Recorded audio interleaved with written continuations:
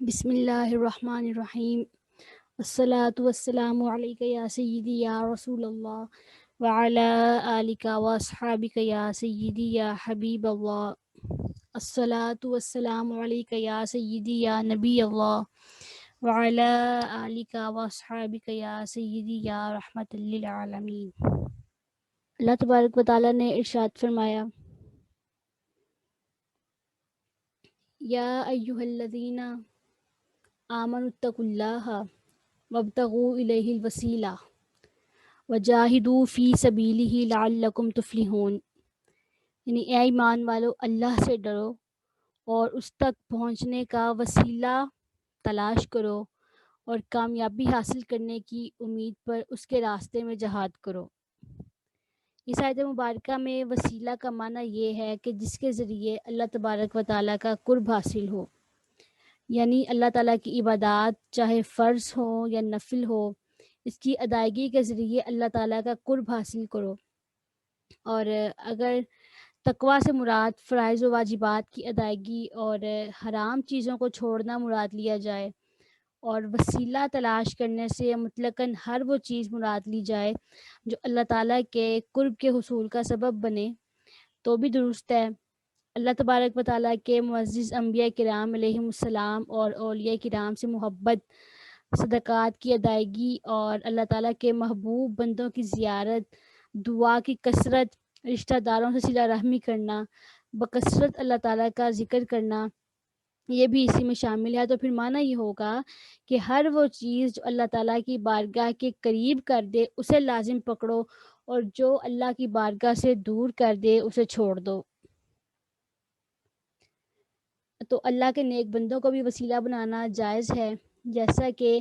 حضرت سیدنا عمر رضی اللہ تعالیٰ عنہ کے زمانہ خلافت میں قحط واقع ہوا، تو حضرت عمر رضی اللہ تعالیٰ عنہ نے حضرت عباس بن عبد المطلب رضی اللہ تعالیٰ عنہ سے کے وسیلے سے بارش کی دعا کی اور عرض کیا، اللہم انا کننا نتوسل الیک بنبینا فتسقینا، کہ یا اللہ ہم تیرے نبی کے وسیلے سے دعا کیا کرتے تھے تو ہمیں سیراب کر دیا جاتا تھا۔ وَإِنَّا نَتَوَسَّلُ إِلَيْكَ بِعَمِّ نَبِيِّنَا فَاسْقِنَا، یا اللہ اب ہم تیرے نبی کے چچا کے وسیلے سے دعا کرتے ہیں تو یا اللہ ہم پر بارش برسا۔ تو جب اس طرح سے دعا کی جاتی تو بارش برسا دی جاتی اور لوگ سیراب ہو جاتے تھے۔ اسی طرح حضرت اوس بن عبداللہ رضی اللہ تعالیٰ عنہ فرماتے ہیں کہ مدینہ منورہ کے لوگ سخت قحط میں مبتلا ہو گئے، تو انہوں نے حضرت سیدنا عائشہ صدیقہ رضی اللہ تعالیٰ عنہا سے اس کی شکایت کی۔ آپ نے فرمایا، رسول اللہ صلی اللہ علیہ وسلم کی قبر انور کی طرف غور کرو، اس کے اوپر چھت ایک طاق آسمان کی طرف بنا دو، یہاں تک کہ قبر انور اور آسمان کے درمیان چھت نہ رہے۔ لوگوں نے ایسے ہی کیا تو کہتے ہیں ہم پر اتنی بارش برسی کہ چارہ اگ گیا اور اونٹ موٹے ہو گئے، یہاں تک کہ چربی سے گویا پھٹ پڑے۔ تو اس سال کا نام عام الفتق رکھا گیا، یعنی پھٹن کا سال، یعنی بہت زیادہ سبزہ ہوا اور بہت زیادہ سیراب کیا گیا۔ اسی طرح مشہور حدیث مبارکہ ہے کہ ایک صحابی نبی پاک صلی اللہ علیہ وسلم کی بارگاہ میں آئے، حضرت عثمان بن حنیف، اور وہ روایت کرتے ہیں کہ نبینا صحابی آئے نبی پاک علیہ السلام کی بارگاہ میں اور دعا کے لیے عرض کی، تو آپ صلی اللہ علیہ وسلم نے ان کو دعا سکھائی جس میں وسیلے کا ذکر ہے، اللہم انی اسألک و اتوجہ الیک بمحمد نبی الرحمہ، یا محمد انی توجہت بک الی ربی فی حاجتی ہذہ لتقضی لی، اللہم فشفعہ فی، یعنی اے اللہ میں تجھ سے سوال کرتا ہوں اور تیری طرف نبی رحمت حضرت محمد مصطفیٰ صلی اللہ علیہ وسلم کے ساتھ متوجہ ہوتا ہوں، تو اے محمد صلی اللہ علیہ وسلم میں نے آپ صلی اللہ علیہ وسلم کے وسیلے سے اپنے رب کی طرف اپنی حاجت میں توجہ کی تاکہ میری حاجت پوری کر دی جائے، تو اے اللہ میرے لیے حضور صلی اللہ علیہ وسلم کی شفاعت قبول فرما۔ تو ایک روایت میں آتا ہے کہ ابھی وہ صحابی مجلس سے اٹھے بھی نہیں تھے، تو جب انہوں نے یہ عمل کیا جو نبی پاک علیہ السلام نے ان کو بتایا تھا تو ان کی بینائی واپس آ گئی تھی۔ اس کے بعد کافروں کے بارے میں فرمایا جا رہا ہے کہ اگر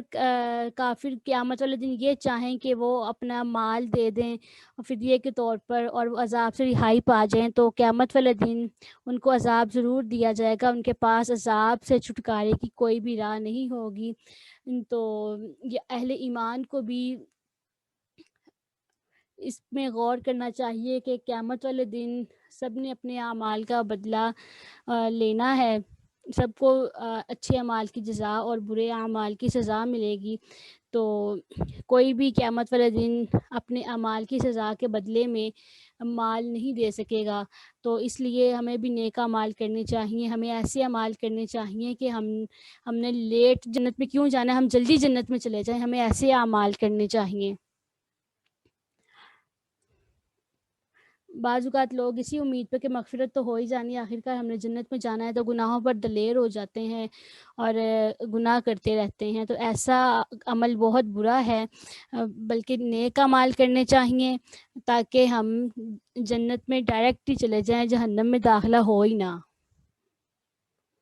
آگے چور کے بارے میں احکام ہے، اس کی سزا کے بارے میں ہے کہ وَالسَّارِقَةُ فَاقْطَعُوا أَيْدِيَهُمَا جَزَاءً بِمَا كَسَبَا نَكَالًا مِّنَ اللَّهِ، اور جو مرد اور عورت چوری کرے ان کے جرم کے بدلے اللہ کی طرف سے سزا کے طور پر ان کے ہاتھ کاٹ دو، اور اللہ بہت غالب اور زبردست حکمت والا ہے۔ پھر اس آیت مبارکہ میں چوری کرنے والے مرد اور عورت کے احکام ذکر کیے گئے ہیں کہ اگر مرد ہو یا عورت وہ چوری کریں تو ان کے ہاتھ کاٹ دو، ان کے کیے کا بدلہ اللہ تعالیٰ کی طرف سے سزا ہے اور اللہ غالب حکمت والا ہے۔ چوری کرنا گناہ کبیرہ ہے اور چور کے لیے شریعت میں سخت وعیدیں ہیں۔ ایک حدیث مبارکہ میں ہے، نبی اکرم صلی اللہ علیہ وسلم نے ارشاد فرمایا، چور چوری کرتے وقت مومن نہیں رہتا۔ اور اسی طرح ایک اور روایت ہے کہ اگر اس نے ایسا کیا یعنی چوری کی تو بے شک اس نے اسلام کا پٹا اپنی گردن سے اتار دیا، پھر اگر اس نے توبہ کی تو اللہ اس کی توبہ قبول کرے گا۔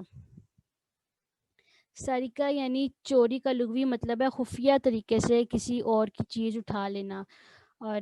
شرعی تعریف اس کی یہ ہے کہ عاقل بالغ شخص کا کسی ایسی محفوظ جگہ سے کہ جس کی حفاظت کا انتظام کیا ہو 10 درہم یا اتنی مالیت یا اس سے زیادہ کی کوئی چیز جو جلدی خراب ہونے والی نہ ہو، چھپ کر کسی شبہ و تعویل کے بغیر اٹھا لے تو یہ چوری ہے۔ چوری کے ثبوت کے 2 طریقے ہیں، چور خود اقرار کر لے چاہے ایک دفعہ ہی، اور دوسرا طریقہ ہے کہ 2 مرد گواہی دیں، اگر ایک مرد اور 2 عورتوں نے گواہی دی تو ہاتھ نہیں کاٹا جائے گا۔ اور قاضی دوسری مسئلہ ایک اس کے حوالے سے ہے کہ قاضی گواہوں سے چند باتوں کا سوال کرے کہ کس طرح چوری کی، کہاں کی، کتنے کی اور کس چیز کی چوری کی، اور جب گواہ ان تمام باتوں کا جواب دے دیں اور ہاتھ کاٹنے کی تمام شرائط پائی جائیں تو پھر ہاتھ کاٹ دیا جائے گا۔ اور یہ حدود اور تعزیر کے جو احکامات ہیں، جو یہ سزائیں ہیں، یہ عوام کو اپنے ہاتھ میں لینے کی ضرورت نہیں ہے، یہ حاکم وقت کا کام ہوتا ہے، قاضی اسلام کا کام ہوتا ہے کہ وہ سزا دے۔ پھر اللہ تعالیٰ کی قدرت کے بارے میں ارشاد فرمایا گیا ہے کہ آسمان و زمین کی بادشاہی اللہ تعالیٰ کے لیے ہی ہے، وہ جسے چاہتا ہے عذاب دیتا ہے، جسے چاہتا ہے بخش دیتا ہے۔ تو اے رسول مکرم صلی اللہ علیہ وآلہ وسلم، وہ لوگ آپ کو غمگین نہ کریں جو اظہار کفر میں بہت تیز ہیں۔ کچھ تو ان لوگوں میں سے ہیں، وہ ہیں جنہوں نے اپنے منہ سے کہا ہم ایمان لائے، حالانکہ ان کے دل میں ایمان نہیں ہے۔ یہاں تک منافقوں کا ذکر تھا، پھر یہودیوں کے بارے میں فرمایا کچھ یہودیوں میں سے وہ ہیں جو جھوٹی باتیں خوب سنتے ہیں اور دوسرے ان یہودیوں کی خاطر آپ کی باتیں خوب سنتے ہیں جو آپ کے پاس حاضر نہیں ہوئے، اللہ کی باتوں کو ان کے مقامات میں بدل دیتے ہیں، جو اہل کتاب کی کا پسندیدہ مشغلہ تھا کہ کتاب اللہ میں تحریف کیا کرتے تھے۔ دوسرے یہودی کہتے ہیں اگر تمہیں یہ حکم دیا جائے تو اسے مان لینا، اور اگر یہ حکم نہ دیا جائے تو اس سے بچنا، اور اللہ جسے فتنے میں چھوڑنا چاہے تو اے مخاطب تو اسے کسی طرح اللہ سے نہیں بچا سکتا ہے۔ سب سے پہلے منافقین کے بارے میں ذکر کیا ہے۔ سب سے پہلے اللہ تبارک و تعالیٰ نے اپنے پیارے حبیب صلی اللہ علیہ وسلم کو یا ایھا الرسول کے خوبصورت خطاب سے عزت عطا فرمائی اور آپ کی تسکین قلب کا سامان مہیا کیا کہ اے حبیب صلی اللہ علیہ وسلم میں آپ کا مددگار ہوں. منافقین اگر کفر کرتے ہیں یعنی وہ کفر ظاہر کرنے اور کافروں کے ساتھ دوستیاں کر لینے میں بہت تیز ہیں، آگے بڑھے ہوئے ہیں، تو آپ رنجیدہ نہ ہوں. اس کے بعد پھر یہودیوں کے کردار کے حوالے سے بتایا گیا. اس کے بعد پھر ان کے جو کارنامے ہیں کہ تحریف کیا کرتے تھے اس کا ذکر کیا. پھر فرمایا کہ یہ لوگ جھوٹ بہت سنتے ہیں اور بہت زیادہ یہ حرام خور ہیں، حرام کھاتے ہیں. تو اگر یہ تمہارے حضور حاضر ہوں تو ان میں فیصلہ فرما دیجیے یا ان سے منہ پھیر لیں، یہ آپ کا اختیار ہے. اور اگر آپ ان سے منہ پھیر لیں گے تو وہ آپ کا کچھ بھی بگاڑ نہیں سکیں گے. اور اگر آپ فیصلہ فرمائیں تو ان کے درمیان انصاف کے ساتھ فیصلہ فرمائیں، کیونکہ اللہ تعالیٰ انصاف کرنے والوں کو محبوب رکھتا ہے. اور وہ آپ کو کیسے منصف بناتے ہیں جبکہ ان کے پاس تورات ہے جس میں اللہ کا حکم موجود ہے، پھر اس کے باوجود اس سے منہ پھیر لیتے ہیں، اور حقیقت یہ ہے کہ وہ ایمان لانے والے نہیں ہیں.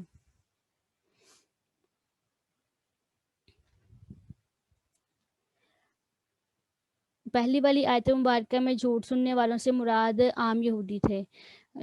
اور جو پادریوں اور سرداروں کے جھوٹ سن کر ان پر عمل کیا کرتے تھے. اور اس آیت مبارکہ میں جھوٹ سننے والوں سے مراد یہودی حکمران اور پادری ہیں جو کہ رشوتیں لے کر حرام کو حلال کرتے تھے اور شریعت کے احکامات کو بدل دیتے تھے. رشوت لینا رشوت دینا دونوں حرام ہیں، دونوں جہنمی ہیں. کسی کے لیے بھی رشوت لینے کی اجازت نہیں ہے، جیسے کہ ایک حدیث مبارکہ بھی ہے الراشی والمرتشی کلاہما فی النار، رشوت لینے والا اور رشوت دینے والا دونوں جہنمی ہیں. اور ایک اور حدیث مبارکہ ہے کہ جو گوشت سحت سے پلا تو آگ اس کی زیادہ حقدار ہے. عرض کی گئی یا رسول اللہ سحت سے کیا مراد ہے؟ تو آپ نے فرمایا فیصلہ کرنے میں رشوت لینے والا. جس نے کوئی مال رشوت سے حاصل کیا ہو تو اس پر فرض ہے کہ جس سے وہ مال لیا ہے انہیں واپس کر دے. اگر وہ لوگ زندہ نہیں ہیں تو ان کے ورثاء کو وہ مال دے دے. اگر دینے والوں کا یا وارثوں کا پتہ نہیں ہے تو وہ مال فقیروں پر صدقہ کر دے. خرید و فروخت وغیرہ میں اس مال کو لگانا بالکل حرام ہے اور حرام قطعی ہے. اس کے علاوہ اور کوئی طریقہ رشوت کے مال کے وبال سے سبکدوش ہونے کا نہیں ہے. یہ فتاوی رضویہ کی عبارت میں نے آپ کے سامنے رکھی ہے. فرمایا کہ اے پیارے حبیب کیسے آپ کو اپنے درمیان حاکم بنائیں گے جبکہ ان کے پاس تورات بھی ہے. واقعہ وہی ہوا تھا کہ میں نے غالباً کل یہ پرسوں سنایا تھا کہ یہودیوں میں ایک مرد اور عورت نے زنا کیا اور وہ آپ سے فیصلہ کروانے کے لیے آئے، حالانکہ تورات کے اندر اس کی سزا رجم موجود تھی. تو انہوں نے نبی پاک صلی اللہ علیہ وسلم سے فیصلہ کروانا چاہا کہ شاید آپ کوئی اور سزا مقرر فرما دے. تو آپ نے پوچھا کہ تورات میں اس کی کیا سزا ہے؟ انہوں نے کہا کہ اس میں سزا کوئی اور ہے. تو آپ نے فرمایا چلو قرآن وہ تورات لے آؤ اور اس میں سے دیکھ لیتے ہیں. تو وہ لا کر پڑھنے لگے اور جہاں پر رجم کی آیت تھی وہاں پر یہودی عالم نے عبداللہ بن سوریہ نے ہاتھ رکھ لیا تھا. تو عبداللہ بن سلام رضی اللہ تعالیٰ عنہ نے اسے کہا ہاتھ اٹھاؤ یہاں سے. جب اس نے ہاتھ اٹھایا تو نیچے رجم کی آیت موجود تھی. تو یہاں پر اللہ تعالیٰ نے فرمایا کہ شادی شدہ مرد اور شادی شدہ عورت کے زنا کی سزا رجم یعنی سنسار کرنا ہے، اور یہ حکم تورات میں موجود ہے. اور یہ لوگ تورات پر ایمان لانے کے بھی دعوے دار ہیں اور انہیں یہ بھی معلوم ہے کہ تورات میں رجم کا حکم ہے. تو انہوں نے اس حکم کو نہیں مانا اور آپ کی نبوت کے منکر ہوتے ہوئے بھی آپ سے فیصلہ کروانا چاہا. تو یہ بہت تعجب کی بات ہے کیونکہ وہ چاہ رہے تھے کوئی اور فیصلہ ہو جائے، لیکن نبی اکرم صلی اللہ علیہ وسلم نے بھی اس کے مطابق ہی ان کے لیے فیصلہ کیا. اس کے بعد آیت جو رکوع شروع ہو رہا ہے اس کے اندر اللہ تبارک و تعالیٰ نے سب سے پہلے تورات کی عظمت بیان کی ہے اور اس کے مطابق انبیاء کرام کا فیصلہ کرنا اور اس کے مطابق سچے علماء اور فقہاء کا فیصلہ کرنا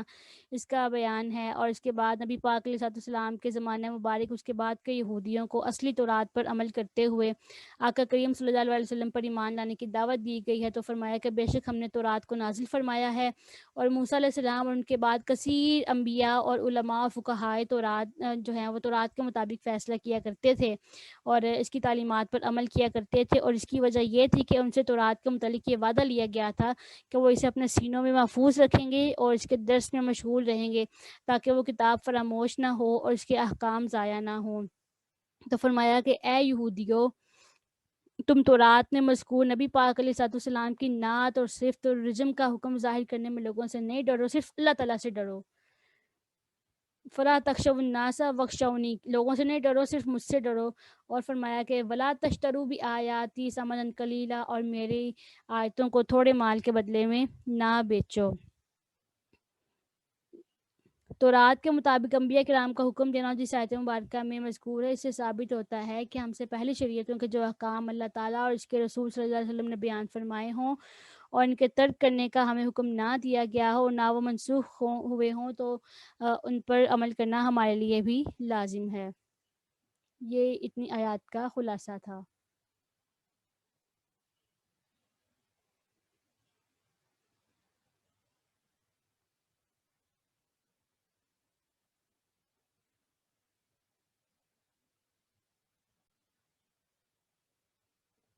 اس کے بعد فرمایا اور ہم نے تورات میں ان پر یہ فرض کیا تھا کہ جان کے بدلے جان، آنکھ کے بدلے آنکھ، ناک کے بدلے ناک، کان کے بدلے کان اور دانت کے بدلے دانت، اور زخم میں بدلہ ہے۔ پھر جو شخص بدلہ معاف کر دے تو یہ معافی اس کے گناہوں کا کفارہ ہوگی، اور جو لوگ اللہ کی نازل کی ہوئی کتاب کے مطابق فیصلہ نہیں کرتے پس وہ لوگ ظالم ہیں۔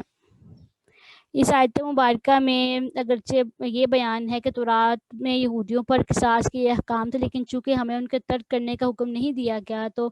اس لیے ہم پر بھی یہی احکامات لازم ہیں، کیونکہ سابقہ شریعتوں کے جو احکامات اللہ تعالیٰ اور رسول کریم صلی اللہ علیہ وسلم کے بیان سے ہم تک پہنچے ہیں اور منسوخ نہیں ہوئے ہیں، وہ ہم پر لازم ہوا کرتے ہیں، جیسا کہ اوپر کی آیت مبارکہ سے ثابت ہوا۔ تو آیت مبارکہ میں زخموں کے، اعضاء کے اور جان کے قصاص کے حکم بیان کیے گئے ہیں۔ جان کے قصاص کا حکم یہ ہے کہ اگر کسی نے کسی کو قتل کیا ہے تو اس کی جان مقتول کے بدلے میں لی جائے گی، چاہے وہ مقتول مرد ہو یا وہ مقتول عورت ہو، آزاد ہو یا غلام ہو، مسلم ہو یا ذمہ ہو۔ حضرت عبداللہ بن عباس رضی اللہ تعالیٰ عنہ سے مروی ہے کہ لوگ مرد کو عورت کے بدلے قتل نہیں کرتے تھے، تو اس پر یہ آیت مبارکہ نازل ہوئی۔ اور فمن تصدق بہ، تو جو خود کو قصاص کے لیے پیش کر دے، یعنی جو قاتل یا جرم کرنے والا اپنے جرم پر نادم ہو کر گناہ کے وبال سے بچنے کے لیے بخوشی اپنے اوپر حکم شرعی جاری کروائے بلکہ، تو قصاص اس کے جرم کا کفارہ ہو جائے گا اور آخرت میں پھر اس پر عذاب نہیں ہوگا۔ پھر فرمایا اور ہم نے ان انبیاء کے بعد ان کے قدموں کے نشانات پر عیسیٰ بن مریم کو اس تورات کی تصدیق کرتا ہوا بھیجا۔ تورات نازل ہوئی، اس کے بعد پھر عیسیٰ علیہ السلام آئے تو آپ کا بھی وہی پیغام تھا، اور ہم نے ان کو انجیل عطا کی، اس میں ہدایت اور نور ہے، اور تورات کی تصدیق کرنے والی تھی جو اس سے پہلے تھی، نیز پرہیزگاروں کے لیے بہت ہدایت اور نصیحت تھی۔ انجیل والوں پر لازم ہے کہ انجیل میں اللہ کے نازل کیے ہوئے احکامات کے مطابق فیصلہ کریں۔ جو لوگ اللہ کے نازل کردہ احکامات کے مطابق فیصلہ نہ کریں تو وہی لوگ فاسق ہیں۔ بتایا جا رہا ہے کہ عیسیٰ علیہ السلام تورات کی تصدیق فرمانے والے تھے کہ تورات میں اللہ تعالیٰ کی نازل کردہ کتاب ہے اور تورات کے منسوخ ہونے سے پہلے اس پر عمل کرنا واجب تھا۔ عیسیٰ علیہ السلام کو شریعت میں تورات کے بعض احکامات منسوخ کر دیے گئے، اس کے بعد انجیل کی شان بیان کی گئی کہ اس میں ہدایت اور نور تھا اور نصیحت تھی۔ پھر فرمایا کہ انجیل والوں کو بھی اسی کے مطابق فیصلہ کرنا چاہیے، اسی کے مطابق احکامات پر عمل کرنا چاہیے۔ احکامات پر عمل کرنا چاہیے، اس سے مراد یہ ہے کہ آقا کریم صلی اللہ علیہ وسلم پر ایمان لانا چاہیے اور آپ کی نبوت کی تصدیق کرنی چاہیے، کیونکہ انجیل میں اسی بات کا حکم ارشاد فرمایا گیا ہے۔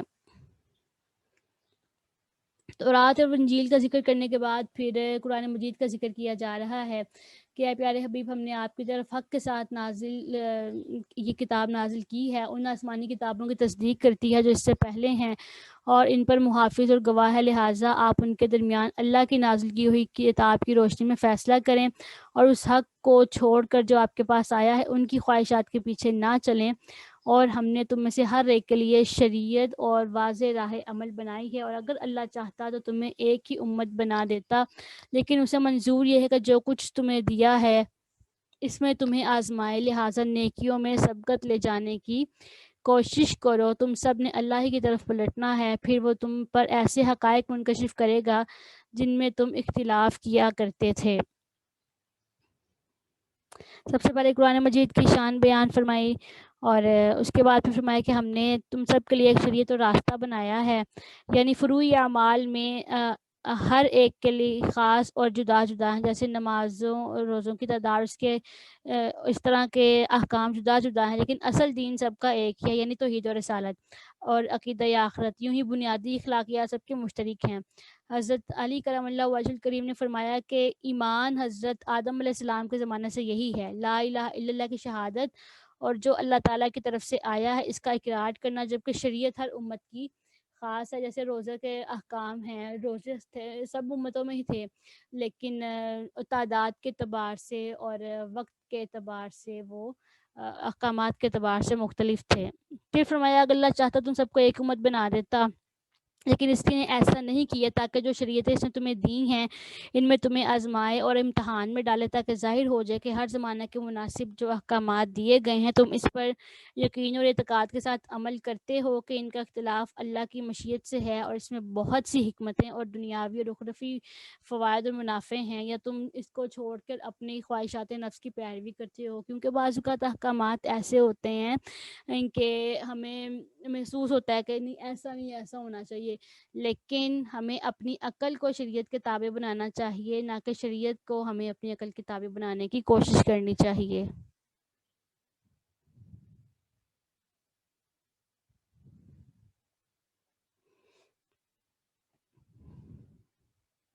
اس کے بعد نیکیوں میں سبقت لے جانے کی ترغیب دی گئی ہے کہ نیکیوں میں ایک دوسرے سے آگے بڑھ جاؤ۔ ہم سب کو کوشش کرنی چاہیے کہ جو بھی نیکی کا کام ہو ہمیں بڑھ چڑھ کر اس میں حصہ لینا چاہیے، اور ہمیں کوشش کرنی چاہیے کہ ہم دوسروں سے آگے نکلنے کی اس میں کوشش کریں، ہمیں سستی سے کام نہیں لینا چاہیے، جو بھی ہمیں اس حوالے سے اپرچونٹیز ملے ان کو ہمیں مس نہیں کرنا چاہیے۔ پھر ارشاد فرمایا وَأَنِحْكُم بَيْنَهُم بِمَا أَنزَلَ اللَّهُ وَلَا تَتَّبِعْ أَهْوَاءَهُمْ وَاحْذَرْهُمْ أَن يَفْتِنُوكَ عَن بَعْضِ مَا أَنزَلَ اللَّهُ إِلَيْكَ، یعنی اے مسلمان یہ کہ ان لوگوں کے درمیان اس کے مطابق فیصلہ کرو جو اللہ نے نازل فرمایا ہے، اور ان کی خواہشات کے پیچھے نہ چلو اور ان سے بچتے رہو کہیں وہ تمہیں اس کے بعض احکام سے نہ ہٹا دیں جو اللہ نے تمہاری طرف نازل کیا ہے۔ پھر اگر وہ منہ پھیریں تو جان لو کہ اللہ انہیں ان کے بعض گناہوں کی سزا پہنچانا چاہتا ہے، اور بے شک بہت سے لوگ نافرمان ہیں۔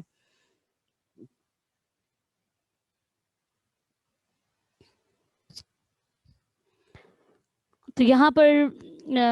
مسلمان فیصلہ کرنے والوں کو بتایا کہ اہل کتاب کے درمیان اللہ کے نازل کیے ہوئے احکامات کے مطابق فیصلہ کرو، اور اس بات سے بچتے رہو کہ یہ لوگ تمہیں غلطی کے مرتکب نہ کروا دیں، اور اگر یہ اہل کتاب لوگ قرآن سے اعراض کریں تو سمجھ جاؤ کہ اللہ انہیں ان گناہوں کی سزا دینا چاہتا ہے جو دنیا میں قتل اور گرفتاری اور جلا وطنی کی صورت میں ہوگی، جبکہ ویسے تمام گناہوں کی سزا اللہ تعالیٰ آخرت میں دے گا۔ پھر فرمایا تو کیا جاہلیت کا حکم چاہتے ہیں اور اللہ سے بہتر کس کا حکم ہے؟ بنی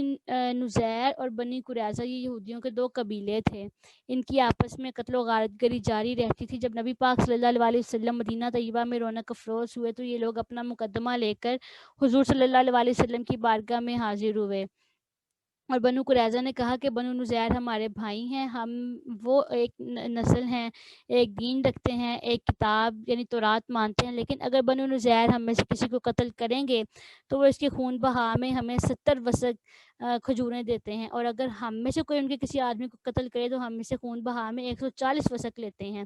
تو آپ صلی اللہ علیہ وسلم اس کا فیصلہ فرما دیں۔ تو نبی پاک صلی اللہ علیہ وسلم نے فرمایا میں حکم دیتا ہوں کہ دونوں قبیلوں کے افراد کا خون برابر ہے، کسی کو دوسرے پر فضیلت نہیں ہے۔ تو اس پر بنو نزیر بہت زیادہ برہم ہوئے اور کہنے لگے کہ ہم آپ کے فیصلے سے راضی نہیں ہیں، آپ ہمارے دشمن ہیں، ہمیں ذلیل کرنا چاہتے ہیں۔ تو اس پر یہ آیت مبارکہ نازل ہوئی اور کہا گیا کہ جاہلیت کی گمراہی اور ظلم کا حکم یہ لوگ چاہتے ہیں، تو جو حکم نبی پاک علیہ السلام نے دیا ہے وہ اللہ کا حکم ہے، اور اللہ تعالیٰ کے حکم کے سے بڑھ کر کس کا اچھا حکم ہوگا۔ پھر اگلے رکوع میں یہود و نصارہ سے دوستی کرنے سے منع کیا گیا ہے، کیونکہ فرمایا یہ لوگ آپس میں ایک دوسرے کے دوست ہیں، یہ لوگ اہل ایمان سے کہ کبھی بھی دوست نہیں ہو سکتے ہیں۔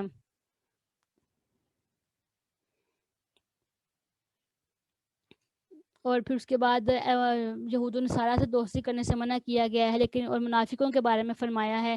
کہ ان کی یہود و نصارہ سے دوستیاں بڑی پکی ہیں، کیونکہ یہ لوگ دل کے مریض ہیں، اور تم نے دیکھا ہوگا کہ یہود و نصارہ سے دوستی کرنے میں بڑا دوڑے جاتے ہیں. فَتَرَى الَّذِينَ فِي قُلُوبِهِم مَرَضٌ يُسَارِعُونَ فِيهِم، ان سے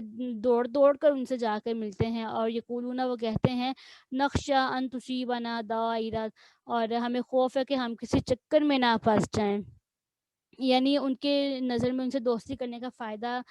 یہ ہے کہ وہ اپنی زبان سے کہتے ہیں کہ اگر کبھی حالات بدل جائیں اور مسلمان مغلوب اور کافر غالب ہو جائیں تو کافروں سے دوستی لگانا انہیں اس وقت فائدہ دے گا، لیکن یہ ساری منافقت کی وجہ سے تھا، کیونکہ نبی اکرم صلی اللہ علیہ وسلم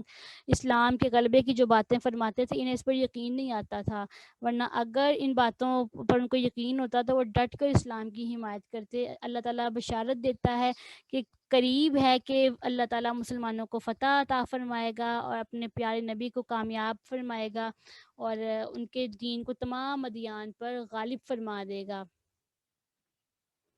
تو چنانچہ ایسے ہی ہوا، یہ بات بالکل سچ ثابت ہوئی، اور اللہ تعالیٰ کے فضل و کرم سے مکہ مکرمہ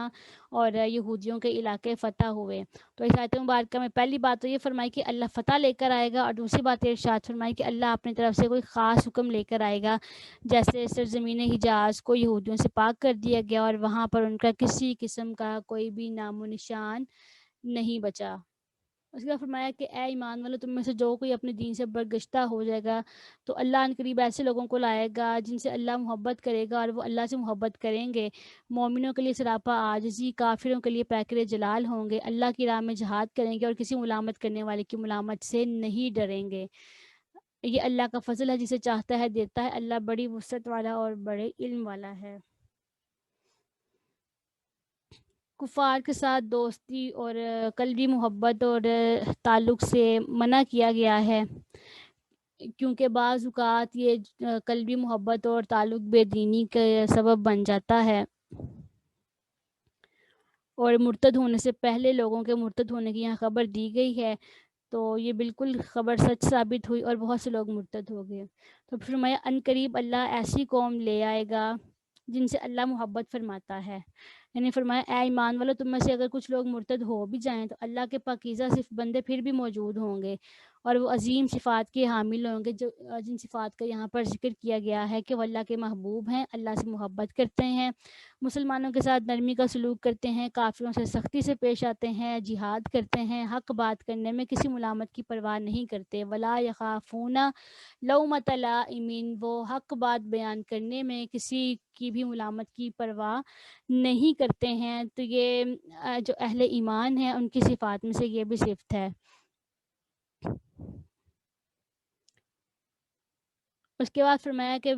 دوستی کافروں سے منع کرنا کر دی گئی کہ ان سے دوستی نہیں کرنی، اور اہل ایمان کو یہ بھی بتا دیا گیا کہ تمہارے دوست پھر ہیں کون. اگر کافر اور یہود و نصارہ تمہارے دوست نہیں ہیں تو تمہارے دوست پھر کون ہیں؟ تو فرما دیا تمہارے دوست ہیں اللہ، اللہ کے رسول اور ایمان والے. کون سے ایمان والے؟ جو نماز قائم کرتے ہیں، زکوٰۃ ادا کرتے ہیں اور وہ رکوع کرتے ہیں. اور فرمایا جو اللہ اور اس کے رسول اور ایمان والوں کو دوست بنائے تو وہ جان لے کہ بے شک اللہ کا گروہ ہی غالب ہوگا. یعنی اہل ایمان کو اہل ایمان کے ساتھ ہی دوستی کرنی چاہیے، ان کے ساتھ ہی محبت اور قلبی تعلق بڑھانا چاہیے، کیونکہ یہ اللہ کا گروہ ہے، اور اللہ کا گروہ جو ہوتا ہے جس کے ساتھ اللہ تعالیٰ کی مدد اور نصرت ہو وہ کبھی بھی مغلوب نہیں ہوتا ہے، وہ ہمیشہ غالب ہی رہتا ہے. پھر فرمایا یا ایھا الذین آمنوا لا تتخذوا الذین اتخذوا دینکم ہزوا ولعبا من الذین اوتوا الکتاب من قبلکم والکفار اولیاء. اے ایمان والو، جنہیں تم سے پہلے کتاب دی گئی ان میں سے ان لوگوں کو دوست نہیں بناؤ جنہوں نے تمہارے دین کو ہنسی اور کھیل بنا رکھا ہے، اور بت پرست کافروں کو بھی دوست نہ بناؤ، اور اگر تم ایماندار ہو تو اللہ تعالیٰ سے ڈرو. اور مزید فرمایا کہ اور جب تم نماز کے لیے اذان دیتے ہو تو کفار اسے مذاق بنا لیتے ہیں اور تماشا بنا لیتے ہیں، کہ اس لیے کہ وہ عقل سے بالکل خالی ہیں.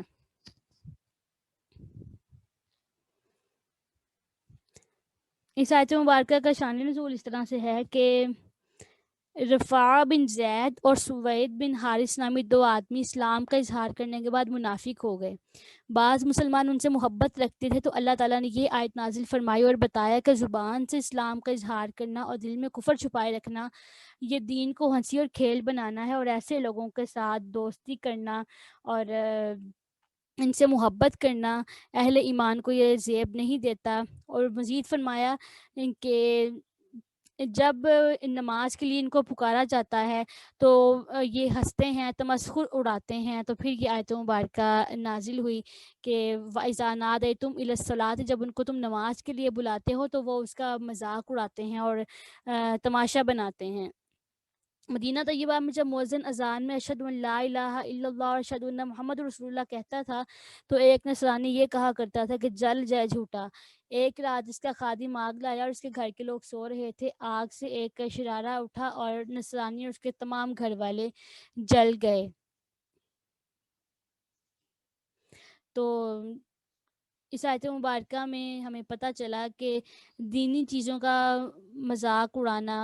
بہت زیادہ بری بات ہے۔ یہ کام یہودی اور منافق کیا کرتے تھے، لیکن بہت افسوس کی بات ہے کہ آج مسلمان یہ کام خود ہی کر لیتے ہیں۔ مثال کے طور پر نبی اکرم صلی اللہ علیہ وسلم کی سنت مبارکہ ہے داڑھی شریف، امامہ شریف، تو آج کل لوگ اسی کا خود ہی مذاق اڑاتے ہیں اور خود ہی اسے اظہار نفرت کرتے ہیں۔ عجیب حالت ہو گئی ہے مسلمانوں کی کہ کسی دوسرے نے کیا بات کرنی ہے ہم پر، ہم خود ہی اپنے آپ پر بات کری جاتے ہیں، خود ہی اپنا مذاق اڑائی جاتے ہیں، اپنے شاعر کا مذاق اڑائی جاتے ہیں۔ ہمیں نصیحت حاصل کرنی چاہیے اور اپنی حالتوں پر غور کرنا چاہیے۔ پھر فرمایا اے اہل کتاب، کیا تمہیں ہماری طرف سے یہی برا لگا کہ ہم اللہ پر اور جو ہماری طرف نازل کیا گیا ہے، جو تم سے اور جو پہلے نازل کیا گیا ہے اس پر ایمان لائے؟ اور بے شک اکثر لوگ فاسق ہیں۔ یہودیوں کی ایک جماعت نے نبی پاک صلی اللہ علیہ وسلم سے دریافت کیا کہ آپ انبیاء کرام میں سے کس کس کو مانتے ہیں؟ اس سوال سے ان کا مطلب یہ تھا کہ اگر آپ عیسیٰ علیہ السلام کو نہیں مانیں گے تو وہ آپ پر ایمان لے آئیں گے۔ لیکن نبی پاک صلی اللہ علیہ وسلم نے فرمایا کہ میں اللہ پر ایمان رکھتا ہوں اور جو اس نے ہم پر نازل کیا ہے، جو ابراہیم علیہ السلام، اسماعیل علیہ السلام، اسحاق علیہ السلام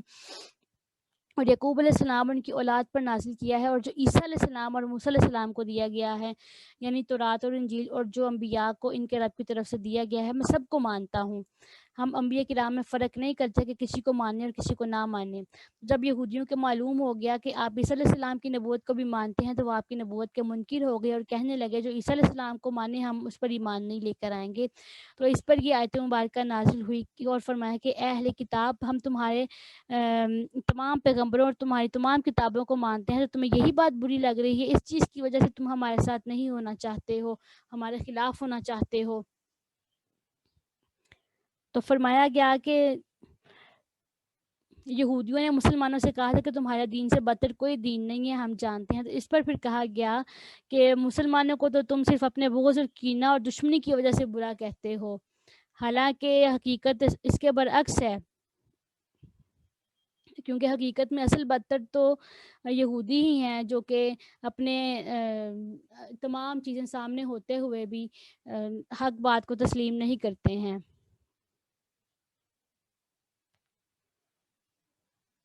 فرمایا کہ وَإِذَا جَاءُوكُمْ قَالُوا آمَنَّا وَقَدْ دَخَلُوا بِالْكُفْرِ وَهُمْ خَرَجُوا بِهِ وَاللَّهُ أَعْلَمُ بِمَا كَانُوا يَكْتُمُونَ۔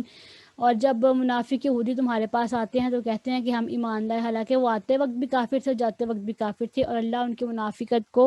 خوب جانتا ہے جسے وہ چھپاتے ہیں۔ یہودیوں کی ایک جماعت کے بارے میں یہ آیت نازل ہوئی تھی جنہوں نے نبی پاک علیہ السلام کی خدمت میں حاضر ہو کر اپنے ایمان اور اخلاص کا اظہار کیا تھا اور کفر و گمراہی کو چھپایا تھا۔ تو اللہ تعالیٰ نے یہ آیت مبارکہ نازل فرما کر ان کی حال کی نبی پاک علیہ السلام کو خبر دے دی کہ یہ منافق بد اعتقادی کے ساتھ آئے تھے اور بد اعتقادی کے ساتھ ہی نکلے ہیں۔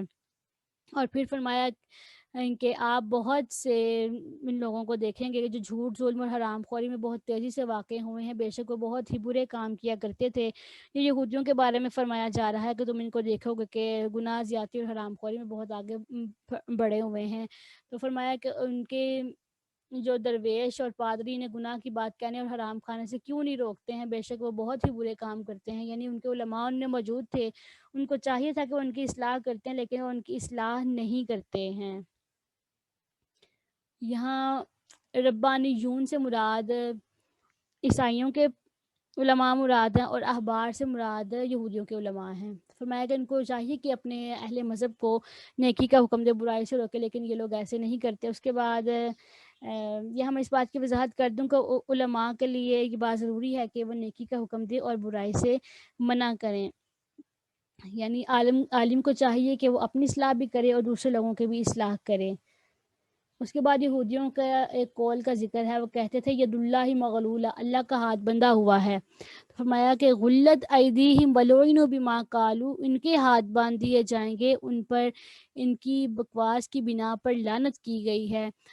بلکہ اس کے دونوں ہاتھ کھلے ہوئے ہیں، ينفق کیف یشاء، جس طرح چاہتا ہے خرچ کرتا ہے، ولا یزیدن کثیرا منہم ما انزل الیک من ربک طغیانا وکفرا، اور جو کچھ آپ کی طرف آپ کے رب کی طرف سے نازل کیا گیا ہے اس میں بہت سے لوگ سرکشی اور کفر میں اضافہ کر دے گا۔ وَأَلْقَيْنَا بَيْنَهُمُ الْعَدَاوَةَ وَالْبَغْضَاءَ إِلَى يَوْمِ الْقِيَامَةِ، اور ہم نے ان کے درمیان قیامت تک دشمنی اور بغض ڈال دیا ہے، اور جب بھی جنگ کی آگ بھڑکاتے ہیں تو اللہ اسے بجھا دیتا ہے، اور زمین میں فساد کے لیے دوڑے پھرتے ہیں، دہشت گردی کے لیے دوڑے پھرتے ہیں، اور اللہ دہشت گردوں کو پسند نہیں فرماتا ہے۔ یہودی بہت خوشحال تھے اور بڑے دولت مند تھے۔ جب انہوں نے نبی پاک صلی اللہ علیہ وسلم کی تکذیب اور مخالفت کی تو ان کی روزی کم ہو گئی۔ تو اس وقت فخاز نام کا یہودی تھا، اس نے کہا کہ اللہ تعالیٰ کا ہاتھ بندھا ہوا ہے، یعنی معاذ اللہ، اللہ تعالیٰ رزق دینے اور خرچ کرنے میں بخل کرتا ہے۔ تو اس کے اس قول پر کسی یہودی نے اسے منع نہیں کیا بلکہ راضی رہے، اس لیے یہ سب کا مقولہ قرار دیا گیا، اور ان کے بارے میں یہ آیت مبارکہ نازل ہوئی اور فرمایا کہ اللہ تعالیٰ تو جواد ہے، کریم ہے، ہاں یہودیوں کے ہاتھ بندھے ہوئے ہیں۔ اس ارشاد مبارک کا یہ اثر ہوا کہ یہودی دنیا میں سب سے زیادہ بخیل ہو گئے، یا اس جملے کا یہ بھی معنی ہے کہ ان کی اس بیہودہ گوئی اور گستاخی کی سزا میں ان کے ہاتھ جہنم میں باندھے جائیں گے، اور اس طرح انہیں جہنم کی آگ میں ڈالا جائے گا۔ اور آیت مبارکہ میں اللہ تعالیٰ کے ہاتھ کشادہ ہونے سے مراد بے حد کرم، بے حد مہربانی ہے کہ وہ اپنے نیک بندوں کو نوازتا ہے اور دشمنوں کو بھی محروم نہیں کرتا ہے، ورنہ اللہ تبارک و تعالیٰ جسمانی ہاتھ اور ہاتھ کے کھلنے سے پاک ہے۔ پھر فرمایا کہ جتنا قرآن پاک اترتا جائے گا اتنا ہی یہودیوں کا حسد بڑھتا چلا جائے گا، اور وہ اس کے ساتھ کفر اور سرکشی میں بڑھتے رہیں گے۔ پھر اہل کتاب کو کے بارے میں فرمایا گیا اگر یہ ایمان لے کر آتے تو ان کے لیے بہتر ہوتا اور ان کو تمام جنتی نعمتیں عطا کی جاتی، اور اگر وہ تورات اور انجیل اور اس کی ان کے رب کی طرف سے رب کی جانب سے اتارے ہوئے قرآن کو قائم رکھتے تو انہیں کھانے کے لیے اوپر سے اور پاؤں کے نیچے سے رزق ملتا، اور ان میں سے ایک جماعت اعتدال پسند ہے اور اکثر بہت ہی برے کام کر رہے ہیں۔ یعنی فرمایا جا رہا ہے کہ اگر وہ تورات اور انجیل اور دیگر کتابوں پر عمل کرتے، اس طرح کے نبی پاک علیہ الصلوۃ والسلام پر ایمان لاتے اور آپ کی اتباع کرتے، کیونکہ تورات اور انجیل میں اسی کا حکم دیا گیا ہے، اور دیگر تمام کتابیں جو اللہ تعالیٰ نے اپنے رسولوں پر نازل فرمائی ہیں سب میں نبی پاک صلی اللہ علیہ وسلم کا ذکر مبارک ہے اور آپ پر ایمان لانے کا حکم ہے۔ تو اگر وہ اس حکم پر عمل کر لیتے تو انہیں اوپر سے اور ان کے قدموں کے نیچے سے رزق ملتا، یعنی رزق کی بہت زیادہ کثرت ہوتی۔ تو ہمیں اس آیت مبارکہ سے پتہ چلا کہ دین کی پابندی کرنا، اس کے احکامات کی پابندی کرنا، اللہ تعالیٰ کی اطاعت کرنا، اس سے اللہ تعالیٰ رزق میں وسعت عطا فرماتا ہے۔ تو آج ہمیں اپنے حالات پر غور کر لینا چاہیے کہ ہم میں سے بہت سارے جو لوگ ہیں وہ رزق میں تنگی کی شکایت کرتے ہیں، تو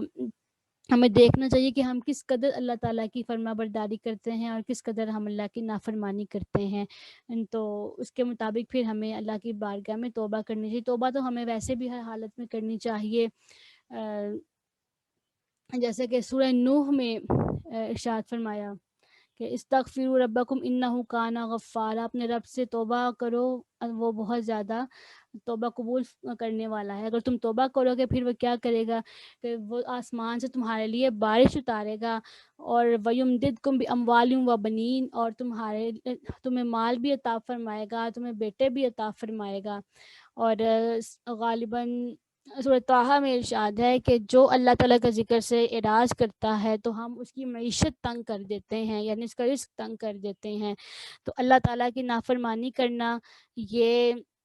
رزق میں تنگی کا باعث بنتا ہے، اور اللہ تعالیٰ کی فرما برداری کرنا یہ رزق میں کشادگی کا باعث بنتا ہے۔ اس کے بعد فرمایا کہ اے پیارے رسول صلی اللہ علیہ وسلم، جو کچھ تمہارے رب کی طرف سے تمہاری طرف نازل کیا گیا ہے وہ سب پہنچا دیجئے، اور اگر آپ نے ایسا نہ کیا تو آپ نے اس کا کوئی پیغام بھی نہ پہنچایا، اللہ آپ کو لوگوں سے محفوظ رکھے گا۔ واللہ یعصمک من الناس ان اللہ لا یہدی القوم الکافرین۔ پر نبی اکرم صلی اللہ علیہ وسلم کو فرمایا گیا ہے کہ آپ اللہ تعالیٰ کے پیغامات لوگوں تک پہنچائیں، کسی قسم کا اندیشہ دل میں نہ رکھیں۔ اللہ تعالیٰ ان کفار سے آپ کی حفاظت فرمائے گا جو آپ کے قتل کا ارادہ رکھتے ہیں۔ عموماً نبی پاک علیہ السلام کی حفاظت کے لیے صحابہ کرام آپ پر پہرا دیا کرتے تھے۔ جب یہ آیت مبارکہ نازل ہوئی تو پہرا ہٹا دیا گیا، اور حضور علیہ السلام نے پہرہ داروں سے فرمایا تم چلے جاؤ، اللہ تعالیٰ میری حفاظت فرمائے گا۔ نبی اکرم صلی اللہ علیہ وسلم کی حفاظت کے لیے پہرا دینے کا شرف جنہیں سب سے پہلے حاصل ہوا وہ حضرت سعد بن نبی وقاص تھے۔ ام المؤمنین فرماتی ہیں، حضرت عائشہ صدیقہ رضی اللہ تعالیٰ عنہ فرماتی ہیں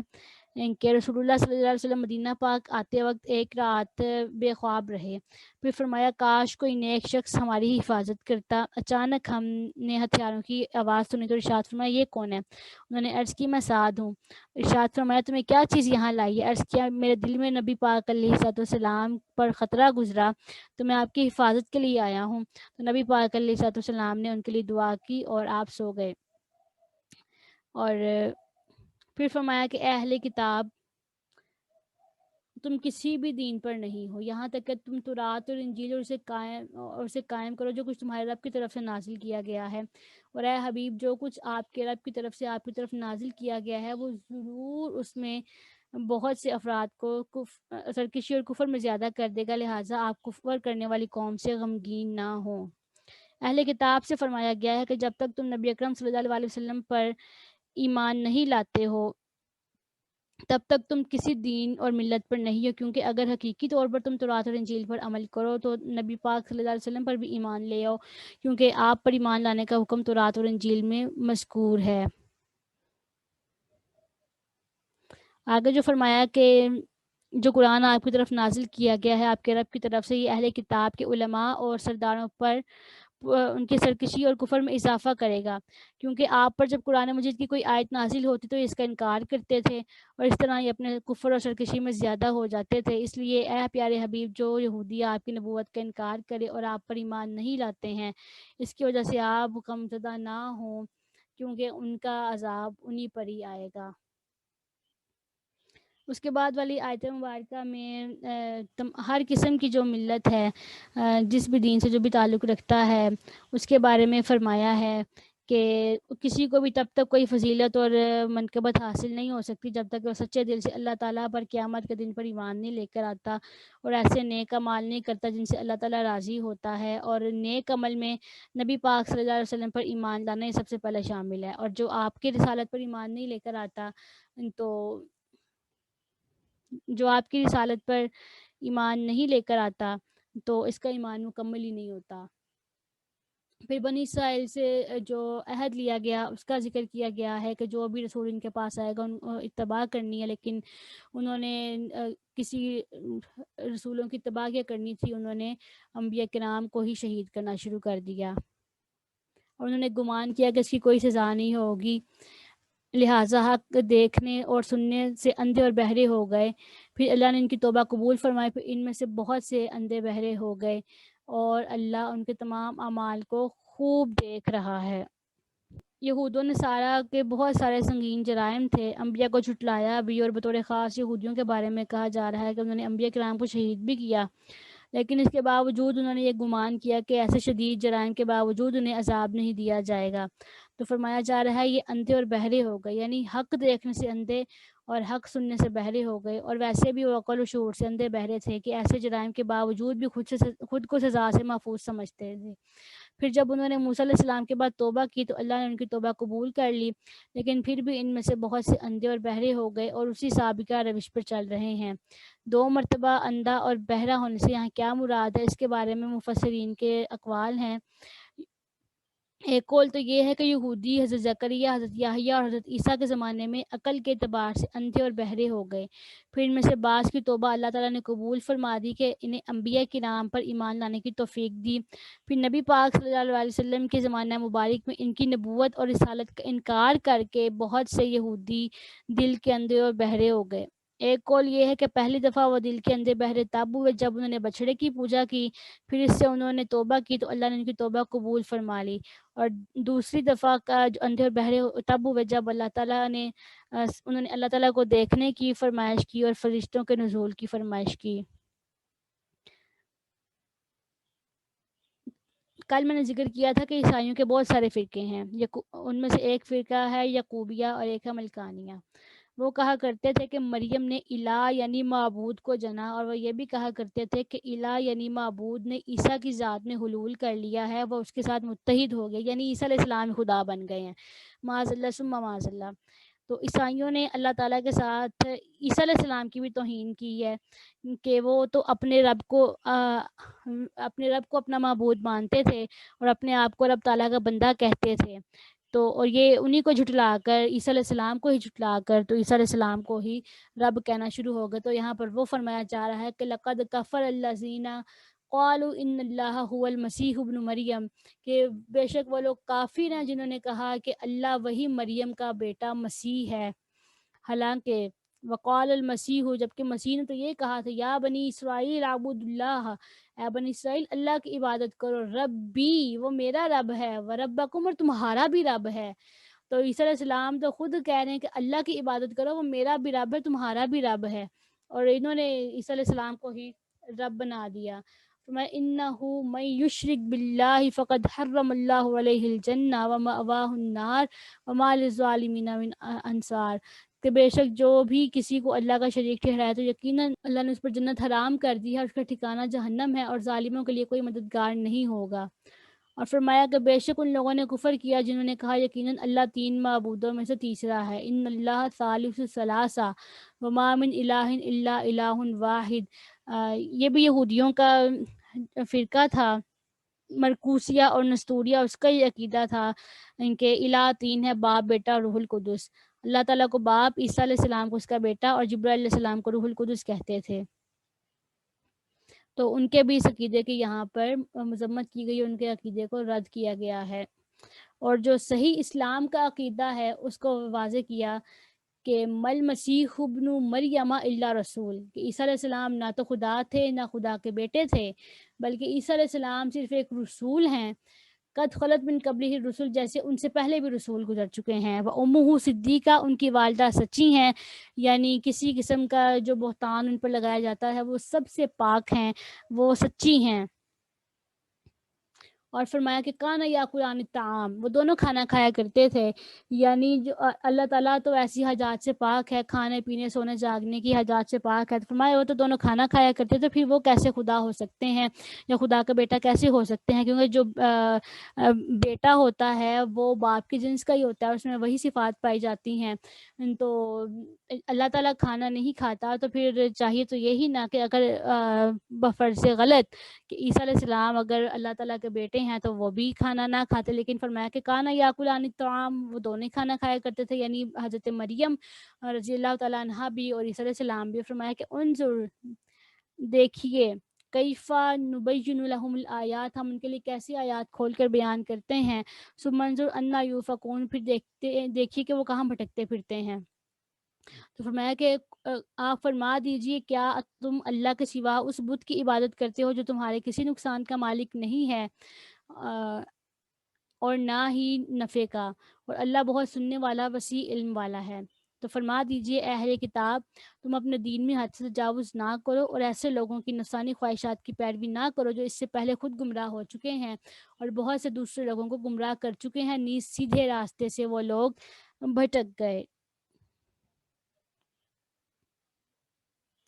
اہل کتاب کو یہاں ناحق زیادتی کرنے سے منع کیا گیا ہے۔ یہودیوں کی زیادتی تو یہ تھی کہ وہ عیسیٰ علیہ السلام کی نبوت کو ہی نہیں مانتے تھے، اور نصارہ کی زیادتی یہ تھی کہ وہ ان کو اپنا معبود ٹھہرا لیتے تھے۔ تو سب سے فرمایا گیا ہے کہ دین میں زیادتی نہ کرو، حد سے تجاوز نہ کرو، لا تغلو فی دینکم غیر الحق، اپنے دین میں حد سے تجاوز نہ کرو، نفسانی خواہشات کی پیروی نہ کرو بلکہ حق پر عمل کرو۔ پھر فرمایا گیا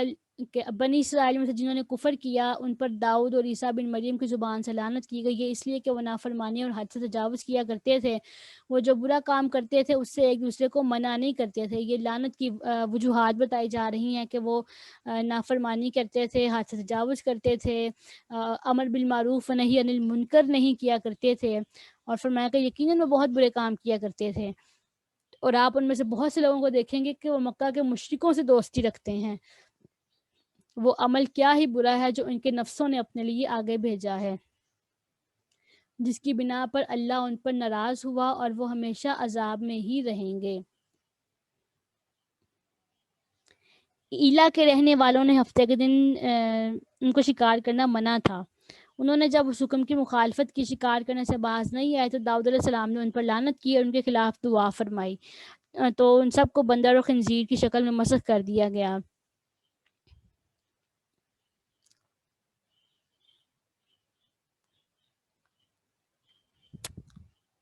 اور اس کے بعد یہودیوں کی دوسری سرکشی ذکر کی گئی کہ وہ امر بالمعروف و نہی عن المنکر نہیں کیا کرتے تھے۔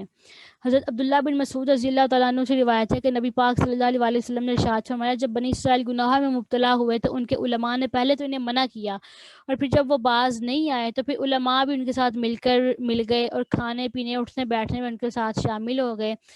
یعنی ان کے ہم نوالا ہم پیالہ ہو گئے۔ اور ان کی اسی سرکشی اور نافرمانی کا نتیجہ یہ ہوا کہ اللہ تعالیٰ نے داؤد علیہ السلام اور عیسیٰ علیہ السلام کی زبان سے ان پر لعنت کی۔ گناہ سے روکنا دوسرے کو حسب استطاعت یہ واجب ہے، لیکن اگر اگلا بندہ باز نہ آئے تو پھر آرام سے الگ ہو جانا چاہیے۔ ایسا نہیں کرنا چاہیے کہ خود اس کے ساتھ مل کر ہی ان گناہوں میں شریک ہو جائیں۔ پھر فرمایا کہ آپ بہت سے لوگوں کو دیکھیں گے کافروں سے دوستی کرتے ہیں، یعنی مشرکین مکہ سے وہ لوگ دوستی کرتے ہیں۔ کعب بن اشرف یہودی اور اس کے ساتھی نبی پاک علیہ الصلوۃ والسلام سے بغض اور دشمنی کی وجہ سے مشرکین مکہ کے پاس پہنچے اور انہیں نبی پاک صلی اللہ علیہ وسلم کے ساتھ جنگ کرنے میں ابھارا، لیکن یہ لوگ اپنی اس کوشش میں ناکام ہو کر لوٹے۔ اس واقعے سے متعلق یہ آیت مبارکہ نازل ہوئی۔ حضرت عبداللہ بن عباس فرماتے ہیں اس کا مطلب یہ ہے کہ آپ علیہ الصلوۃ والسلام منافقین میں سے بہت سوں کو دیکھیں گے کہ وہ یہودیوں سے دوستی کرتے ہیں۔ کافروں سے دوستی کا نتیجہ یہ ہوا کہ اللہ کا غضب ان پر نازل ہوا اور وہ آخرت میں بھی ذلیل و رسوا ہی ہوں گے اور دائمی عذاب ان کو دیا جائے گا۔ اور فرمایا اگر ایمان لے کر آتے اللہ پر اور نبی صلی اللہ علیہ وسلم پر تو کافروں کو دوست نہ بناتے، لیکن چونکہ یہ فاسق ہیں اس لیے یہ لوگ ایسا کرتے ہیں۔ اور فرمایا کہ آپ تمام مسلمانوں سے فرمایا کہ ضرور تم مسلمانوں کا سب سے زیادہ شدید دشمن یہودیوں اور مشرکوں کو ہی تم پاؤ گے، اور ضرور تم مسلمانوں کی دوستی میں سب سے زیادہ قریب ان کو پاؤ گے جو کہتے ہیں ہم نصارہ ہیں۔ یہ اس لیے ہے کہ ان میں علماء اور عبادت گزار موجود ہیں اور یہ تکبر نہیں کرتے ہیں۔ اس آیت مبارکہ میں ان عیسائیوں کی تعریف کی گئی ہے جو نبی پاک صلی اللہ علیہ وسلم کے زمانہ مبارک تک عیسیٰ علیہ السلام کے دین پر قائم تھے، اور نبی پاک صلی اللہ علیہ وسلم کی بعثت معلوم ہونے کے بعد آپ علیہ السلام پر ایمان لے آئے۔ ابتدائی اسلام میں جب قریش کے کافروں نے مسلمانوں کو بہت زیادہ تکالیف دی تو صحابہ کرام میں سے 11 مرد اور 4 عورتوں نے نبی پاک صلی اللہ علیہ وسلم کے حکم سے حبشہ کی طرف ہجرت کی۔ یہ تمام حضرات اعلان نبوت کے 5ویں سال رجب کے مہینے میں بحری سفر کر کے حبشہ پہنچے۔ اس ہجرت کو ہجرت اولیٰ کہتے ہیں۔ اس کے بعد حضرت جعفر بن ابی طالب گئے، پھر مسلمان روانہ ہوتے رہے، یہاں تک کہ بچوں اور عورتوں کے علاوہ مہاجرین کی تعداد 82 مردوں تک پہنچ گئی۔ جب قریش کو اس ہجرت کا پتہ چلا انہوں نے چند افراد کو تحائف دے کر نجاشی کے پاس بھیجا۔ تو ان لوگوں نے نجاشی کے دربار میں رسائی حاصل کی اور بادشاہ سے کہا ہمارے ملک میں ایک شخص نے نبوت کا دعویٰ کیا ہے اور لوگوں کو نادان بنا دیا ہے. ان کی ایک جماعت ہے جو آپ کے ملک میں آئی ہے، وہ یہاں فساد انگیزی کرے گی اور آپ کی رعایا کو باغی بنا دے گی. ہم آپ کو خبر دینے کے لیے آئے ہیں اور ہماری قوم درخواست کرتی ہے کہ آپ انہیں ہمارے حوالے کر دیں. نجاشی نے کہا کہ پہلے ہم ان لوگوں سے گفتگو کر لیں گے، باقی بات بعد میں دیکھیں گے. یہ کہہ کر اس نے مسلمانوں کو بلایا اور ان سے پوچھا تم عیسیٰ علیہ السلام کے بارے میں، ان کی والدہ کے بارے میں کیا عقیدہ رکھتے ہو؟ حضرت جعفر بن ابی طالب نے رضی اللہ تعالیٰ عنہ نے فرمایا کہ عیسیٰ علیہ السلام اللہ کے بندے، اس کے رسول ہیں، کلمت اللہ ہیں، روح اللہ ہیں، اور حضرت مریم کنواری پاک ہیں. یہ سن کر نجاشی نے زمین سے لکڑی کا ایک ٹکڑا اٹھایا اور کہا اللہ کی قسم تمہارے آقا نے عیسیٰ علیہ السلام کے کلام میں اتنا بھی نہیں بڑھایا جتنی یہ لکڑی ہے. یعنی حضور صلی اللہ علیہ وسلم کا ارشاد حضرت عیسیٰ علیہ السلام کے کلام کے بالکل مطابق ہے. یہ دیکھ کر مشرکین مکہ کے چہرے اتر گئے. پھر نجاشی نے قرآن شریف سننے کی خواہش ظاہر کی تو حضرت جعفر نے سورہ مریم کی تلاوت کی. اس وقت اس کے دربار میں نصرانی علماء اور درویش موجود تھے. قرآن پاک سن کر بے اختیار رونے لگے. پھر نجاشی نے مسلمانوں سے کہا تمہارے لیے میری سلطنت میں کوئی خطرہ نہیں ہے. تو مشرکین مکہ اپنے مقاصد میں ناکام ہو کر واپس لوٹے اور مسلمان نجاشی کے پاس بہت عزت اور آسائش سے رہے. تو اس واقعے کے متعلق یہ آیت مبارکہ نازل ہوئی کہ لَتَجِدَنَّ أَشَدَّ النَّاسِ عَدَاوَةً لِلَّذِينَ آمَنُوا الْيَهُودَ وَالَّذِينَ أَشْرَكُوا، کہ ضرور آپ یہودیوں اور مشرکوں کو تمام انسانوں سے زیادہ ایمان والوں سے سخت دشمنی رکھنے والا پائیں گے، اور آپ مومنوں کی دوستی میں سب سے زیادہ قریب ان لوگوں کو پائیں گے. اقربہم مودہ، سب سے زیادہ قریب دوستی میں ان لوگوں کو پائیں گے. للذین آمنوا، جو کہ ایمان لے کر آئے. الذین قالوا، جو کہتے ہیں انا نصارا، ہم نصارہ ہیں، یعنی نجاشی کا ذکر ہو رہا ہے. ذالک، یہ اس لیے بأن منہم قسیسین، کہ ان میں علماء بھی ہیں، اور رہبانا، اور درویش بھی ہیں، وانہم لا یستکبرون، اور وہ تکبر نہیں کرتے ہیں.